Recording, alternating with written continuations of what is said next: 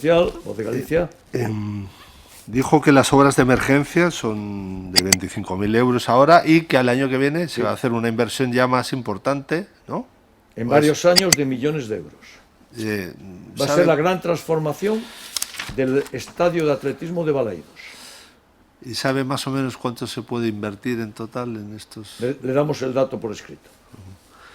Este año que viene está previsto el hacer todo el proyecto y hacer la licitación, y en el año 2023 empezaríamos la obra, porque la tramitación de una inversión de estas características, saben ustedes que es larga, tiene que ir a Europa, etcétera, etcétera, y este año lo que vamos a hacer es el gran proyecto, toda la tramitación y toda la licitación. Y si es preciso, aumentamos los presupuestos este año si fuera necesario, ¿no? Y en el año 2023 iniciaremos esa obra. La Xunta de Galicia, con Emilio Pérez Touriño, nos había prometido 5 millones de euros. Cuando llegó Feijóo, desaparecieron. Nunca supimos de aquellos millones de euros, porque las pistas de atletismo de Balaidos son una instalación supramunicipal. No son una instalación exclusiva de la ciudad. Practican y compiten deportistas de toda Galicia. Y se celebran campeonatos de ámbito gallego y de ámbito español. Y por tanto le corresponde a la Xunta de Galicia al menos cooperar. No. Todo aquello que sea invertir en Vigo, a Feijóo le levanta sarpullido. Le levanta sarpullido.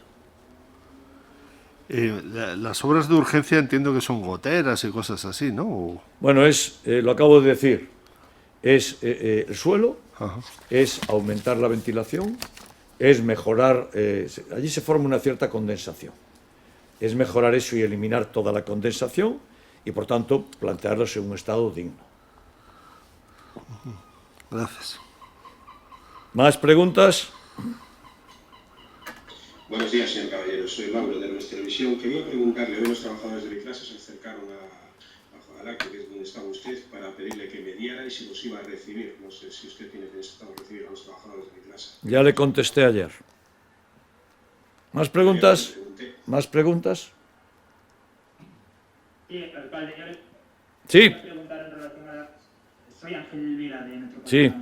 Le quería preguntar en relación a las cenas de Navidad que va a entregar el Concello. Tengo dos preguntas.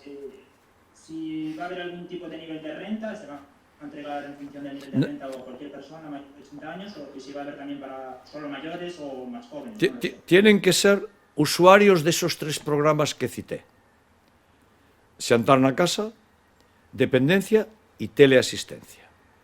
Como sabes, las personas que forman parte de esos programas pues son de una renta reducida. Vale, y es porque los tenemos localizados, sabemos quiénes son. Hombre, si aparecieran más en circunstancias similares, trataríamos de que entrasen en Xantar na casa de forma habitual o en teleasistencia. Por tanto, son las personas de más de 80 años de estos 3 programas y al estar en esos programas ya sabemos que tienen renta reducida. Más. O sea, perdón, 541 cenas van a dar. No, digo que hay 541 personas que viven solas. Ajá. Ahora, nosotros les vamos a ofrecer la cena y los que digan que sí, no hay límite de número.